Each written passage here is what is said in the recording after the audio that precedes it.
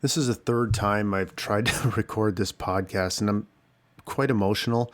And I guess that's the reason why I'm stumbling. So just bear with me here. I'm not gonna stop it again. So we'll just see how this goes. But I wanted to record this because I wanted to just give an example of what grief is like, and how memories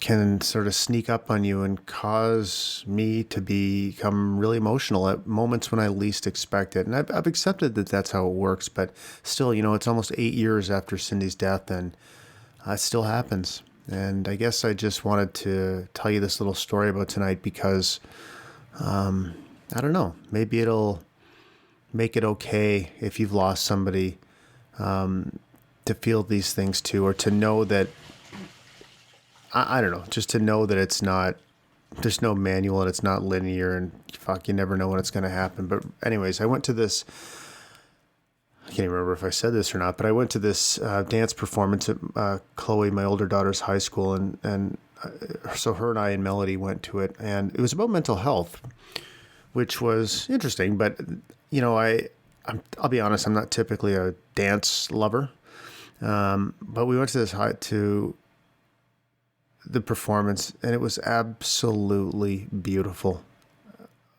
But one of the main performers is a girl or young woman in grade 12, and Chloe told me that she lost her dad in a boating accident this summer, and her character that she was playing was depression, or the role that she was playing was depicting depression in its different forms. And as I watched her perform, she was so beautiful and so strong and such an incredible dancer. And I found myself just mesmerized by her. And I started thinking as I'm watching her perform that her dad is never going to get to see her dance again. And it made me incredibly sad. I mean, part of me as a dad, I don't know, imagine that happening to me, and, my daughter's performing and me not being there, I guess. But it also made me think of my friend Michelle and her husband Daryl, my friend who was killed in a car accident in October, and the fact that her daughter's a dancer, and her mom will never watch her dance again. And I thought of Cindy and how she will never see her daughters dance. And I can easily see them being on that stage. And it just made me so sad. I was actually in the dark in this auditorium at a high school with tears rolling down my face because it's fucking sad. And I don't know. I don't really know what else to say. It's just, these things happen, and to watch this young woman carrying on, I can't imagine what must have been going through her mind, playing this role. And I don't know. I mean, I guess I have no way of knowing what was going on in her mind, but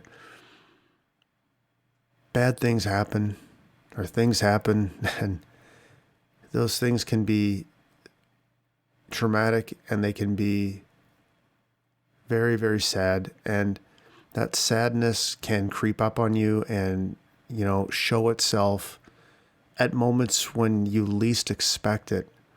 And I guess if I've learned anything, and I guess that's why I just decided to come home and record this, is just to tell you that, again, it's been almost 8 years since she died. And the girls were little kids. They're young adult, young women, teenagers, young women at this point. And it almost seems like another lifetime. In fact, most of the time it seems like another lifetime, except when it doesn't. And when it doesn't, it fucking hurts. And I know that. And I don't try to hide from that anymore. So I guess I'm not even sure if there's a lesson here, or maybe it's just me wanting to get this off my chest because I really haven't felt this kind of emotion in a little while about this. And yeah, like, I don't know. I guess that's it. I think I'm going to go to bed now. So thanks for listening. And just know that if you've lost someone, if you lost someone that's close to you, that you care about, honor their memory by letting yourself feel the feelings that happen, and honor their memory by talking about those feelings. So if somebody else is feeling them, they feel safe to talk about them too.